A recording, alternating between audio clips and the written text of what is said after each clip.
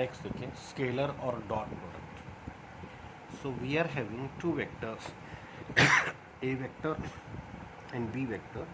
They are inclined to each other at some angle theta.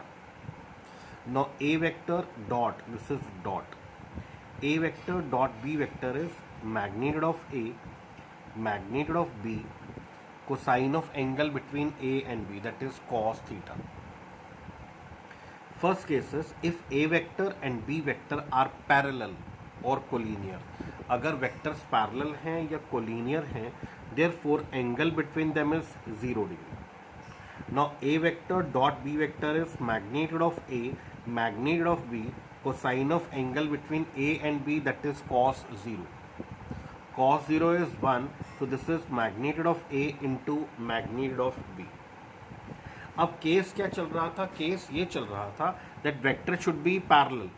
इसका सब part है, case वही है कि वेक्टर पैरेलल होने चाहिए. और केस क्या है? In case of unit vectors, अगर वेक्टर्स यूनिट वेक्टर्स हैं तो आप चेक कीजिए दो यूनिट वेक्टर जो पैरेलल होंगे, that is i and i are parallel, j and j are parallel, k and k are parallel. So i cap dot i cap is magnitude of i cap, magnitude of again I cap, cosine of angle between I and I is cos 0.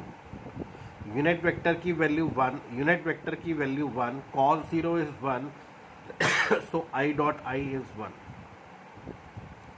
Similarly j cap dot j cap, magnitude of first j cap, magnitude of second j cap, cosine of angle between j and j is cos 0.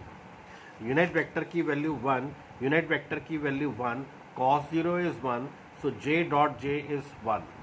So I dot I is 1. Similarly j dot j is 1.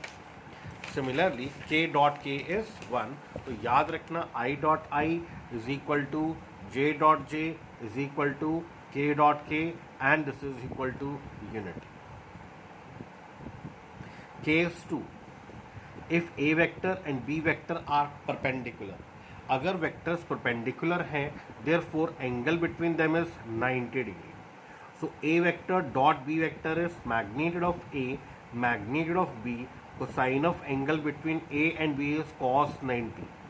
This is magnitude of a, magnitude of b, cos 90 is 0. So a vector dot b vector is equal to 0.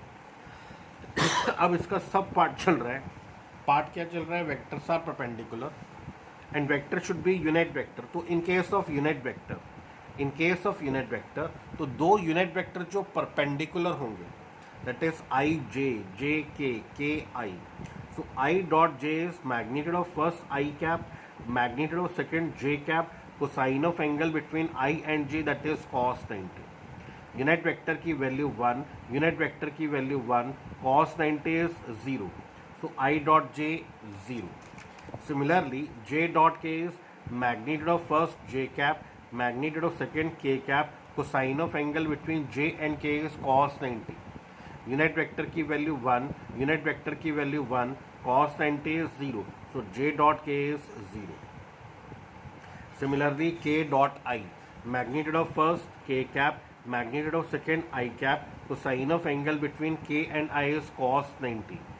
Unit vector की value 1, unit vector की value 1, cos 90 is 0, so k dot I is 0. तो याद रखना I dot j 0, I dot k 0, j dot k 0, k dot I 0, I dot I 1, j dot j 1, k dot k 1. चलिए dot product find करते हैं.